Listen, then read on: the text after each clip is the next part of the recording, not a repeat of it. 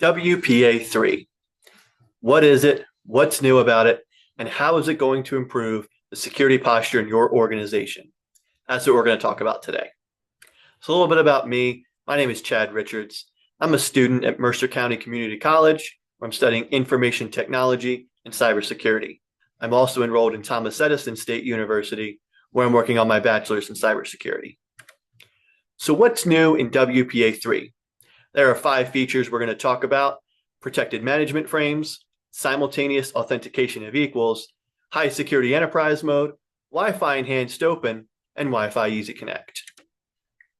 So how did we get here? In 1997, when Wi-Fi was first released, it came with something called WEP, Wired Equivalent Privacy, that aimed to be the same level of security and privacy as you would get from a wired network. Now, we all know that didn't happen. We didn't get that same level of protection. And after a few years, WEP was very easily cracked. So the Wi-Fi Alliance decided in 2003 to release a new protocol called Wi-Fi Protected Access. The first WPA was really a stopgap or intermediate measure until we got the more robust and complex WPA2 released and rolled out. And then we pretty much stayed on WPA2 for a long time. Even though we found several vulnerabilities in WPA2, we still have been sticking with it, even though those issues haven't always been resolved.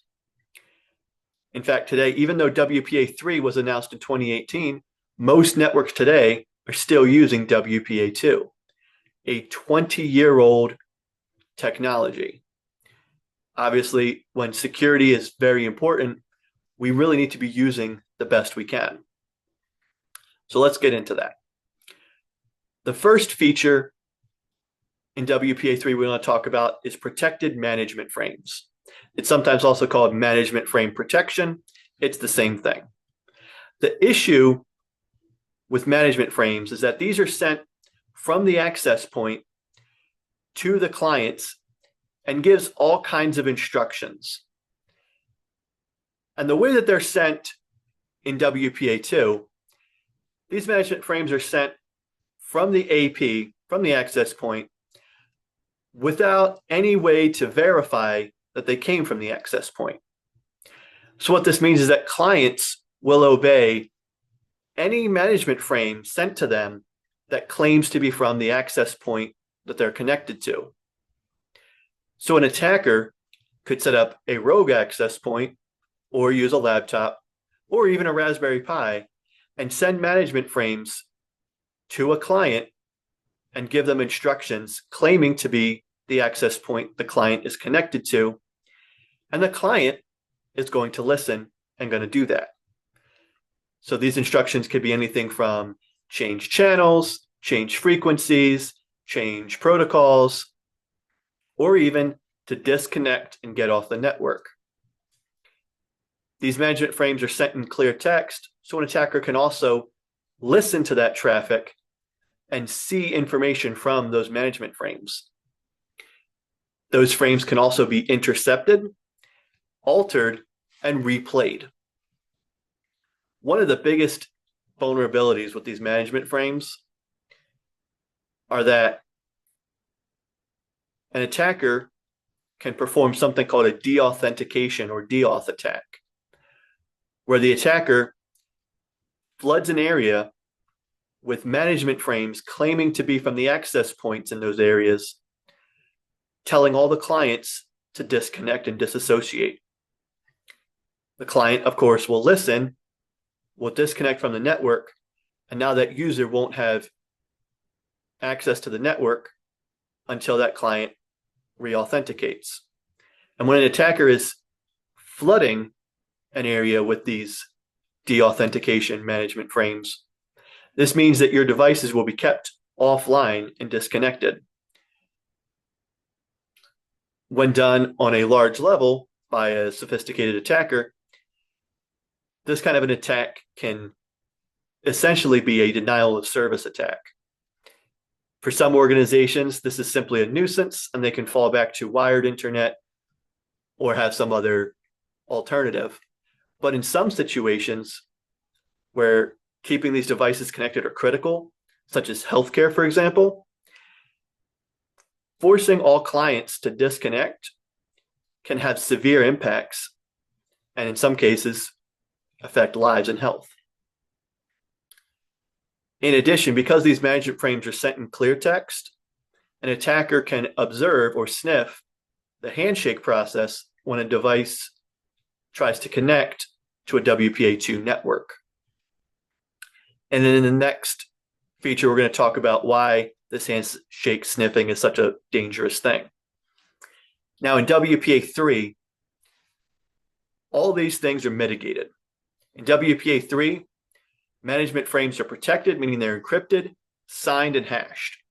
So now a client knows that a management frame is definitely sent by the access point and by that AP only, providing authenticity. If a management frame gets sent to a client and it's not using the WPA3 standard and it's not signed as being from their AP, they'll just disregard the management frame and ignore it entirely. In addition, these frames are encrypted, meaning that an attacker cannot gain any information by looking at these frames. An attacker can also not alter these frames. So now we have confidentiality and integrity of our management frames. And what this means is that things like a deauthentication attack can't happen. So now when in a WPA3 network, an attempt at a deauthentication attack will not bring clients down, protecting and preserving availability. Next, we have simultaneous authentication of equals, SAE, and along with that, perfect forward secrecy, which is sometimes just called forward secrecy. Now, in WPA2, we have two different kinds of networks. We have our enterprise, also known as our 1X networks, and we have what Wi-Fi calls personal networks. Now, personal isn't really a good name because after all, these are used widely in businesses. Pretty much every small business and even most medium-sized businesses use a quote-unquote personal network for business use. So I'm mostly going to refer to them as passphrase networks since that's what they are. But even in large enterprise environments, even environments that claim to be all 1X, almost always at some location, there is some area in that location that has at least one, often two, three, or four passphrase networks operating. So the security of our passphrase networks is important no matter what size of organization you're in. In WPA2, in a passphrase network, the passphrase is the encryption key, meaning that if an attacker has the passphrase, they have the encryption key. So think about it in this kind of a scenario. If you have a user, an employee, goes to a coffee shop every day or regularly, maybe they meet clients there, maybe they try to get ready for a presentation or a meeting there, and they log on to the coffee shop Wi-Fi in order to do their work. Now, all of you security professionals, you've been telling all the users never connected to open public Wi-Fi because there's no encryption. It's not safe. It's dangerous. Instead, make sure you use a Wi-Fi that has a password with it, right? So this user listens. They go to the coffee shop. They make sure the coffee shop has a passphrase with it. So they use a passphrase, and they believe now that their traffic is encrypted. And it is, unless someone has the passphrase. And since the coffee shop posts the passphrase in an easy-to-see area, perhaps all over the walls or on a counter, that means that an attacker can easily get the encryption key by using that passphrase. Once they're on the network, now they have the encryption key and they can see all of the traffic from that user, from all users. Because in WPA2, all clients are using the exact same encryption key when they're on a passphrase network. In addition, in WPA2, the handshake, called the four-way handshake, is vulnerable to sniffing, which means that an attacker can listen in during the handshake process when a legitimate client is connecting to the legitimate access point, capture that traffic, grab those frames, and then start attacking the encryption key offline, meaning they can send that to their data center or to the cloud and start trying to brute force or dictionary attack that encryption key until they crack it. Which means that right now, while you're watching this video, an attacker or a group of attackers could be pounding away at an encryption key, might have already found it, and are getting ready to attack your network. And you won't know it's coming until they're already inside. In addition, whether we're talking about a passphrase network or a 1X network, not only are they both vulnerable to this handshake sniffing and key attacks, they're also vulnerable. They also don't have any protection against forward secrecy. What this means is that if an attacker cracks an encryption key from a frame you sent today, they can use that same key to decrypt and read all of that traffic that they've captured for however long they've been sitting there, weeks, months, even longer. Now, if you're in a 1X network, you probably make all of your users change their passwords every 90 days, right? But if you're not using a company-wide password manager and enforcing its use, when your users are changing their passphrases, they're just changing part of it. They'll use the same, the first several characters will be the same, and then they'll change a little bit. Like instead of June 2025 exclamation point, it's now September 2025 exclamation point. When an attacker cracks a key and they know the passphrase that was used for it, they know that your users are probably just going to change part of it. So now they don't have to brute force each one. They just have to find the first one and then just do a few different variations to find the next one. And in addition, once they crack a key, even if your user has already changed their passphrase, once they find the key for one password, now all of the traffic that was ever sent with that passphrase can now be read. So if an attacker breaks a key today, the user already changed their password 2 weeks ago. The attacker can still see the previous 3 months of traffic. They can now break that encryption, unlock it, and see all of that traffic, all of what your user was doing, which is obviously a huge security risk. Now, when we jump to WPA3, we've fixed these issues. Specifically, instead of a key just being a passphrase, it's now a multi-factor key, meaning that there's more than just a passphrase that goes into it. The result of this is we have unique client keys. Now, each client, whether we're talking about a passphrase network or a 1X network, every client now has a unique encryption key. In addition, WPA3, the simultaneous authentication of equals, uses what's called a Dragonfly handshake, which is a secure handshake process. So even if an attacker is listening, if they grab those protected management frames and are managed to break through the encryption on them, even if they are able to do that and they listen to that secure handshake, they still can't learn what the key is, and they don't have anything to attack offline. Their only option for figuring out how to get in is to perform an online attack, meaning that the attacker is going to have to connect to your access point and try to connect. WPA3 has rate limiting capabilities with it so that an attacker can't just sit there and hammer over and over again. And you can deploy monitoring. So as soon as an attacker starts to try and make those first few attempts to break in, you're immediately notified. And it also uses perfect forward secrecy, meaning that if an attacker somehow manages to break the key or obtain the key from a client, they can only decrypt what was in that current session. They can't then use that key to decrypt yesterday's traffic or the day before or the day before that, making it significantly harder and significantly more computationally intensive and expensive to try and break the encryption for even one client.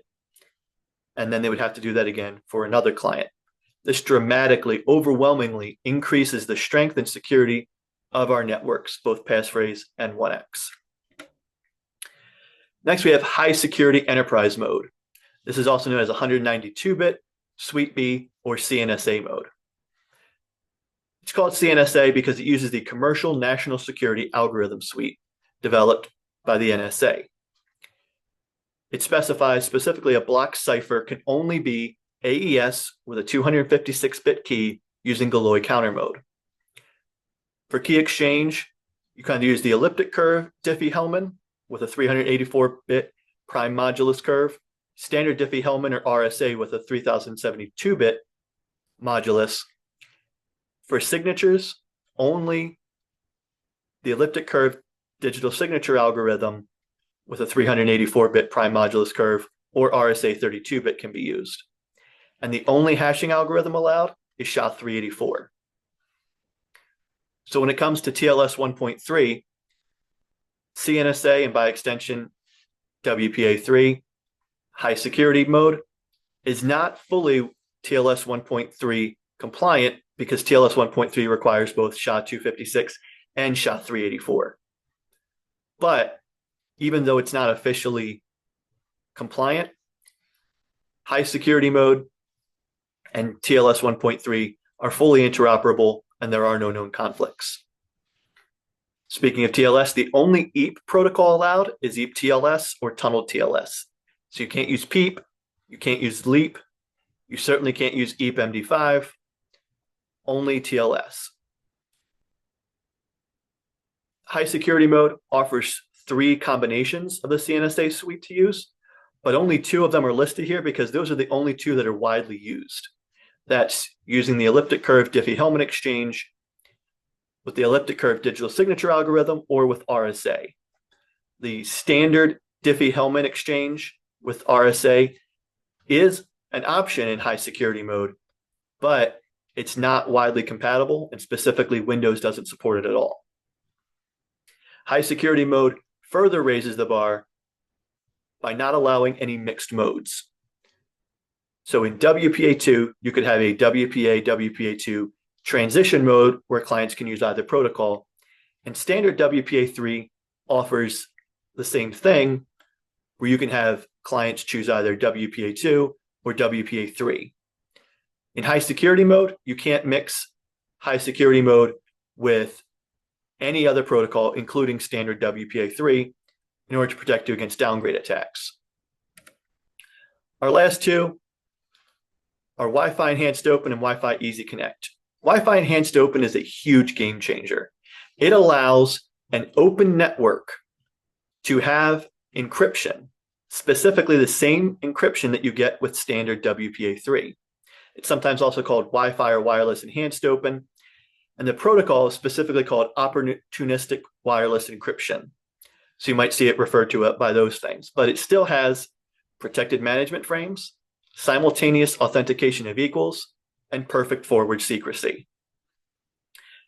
This allows you in a business continuity or disaster recovery scenario to quickly set up an open network so you don't have to deal with all those password issues, but all of your clients will have unique encryption keys. And because it's encrypted, you're still in compliance. Wi-Fi Easy Connect is a way to quickly onboard IoT devices. It uses device provisioning protocol And what it means is that it uses public-private key pairs to quickly get an IoT device onto your network. So the device in its documentation will have a unique QR code that you can scan to add the public key to your access point software. This replaces Wi-Fi protected setup and offers a much more secure, much more reliable standard for adding those IoT devices. So if you want to learn more about WPA3, how it works and how to implement it, this first link from wifi.org goes really deep into the detailed specifications of it. The second link is a little bit more general, but still quite technical. This third link from How To Geek is a much more simplistic overview meant for more of an average user or more of a hobbyist. If you have any questions or if you want to connect, I'm on LinkedIn at linkedin.com/in/Chad-Richards-NJ. Thank you for watching. Hope to see you at CCON.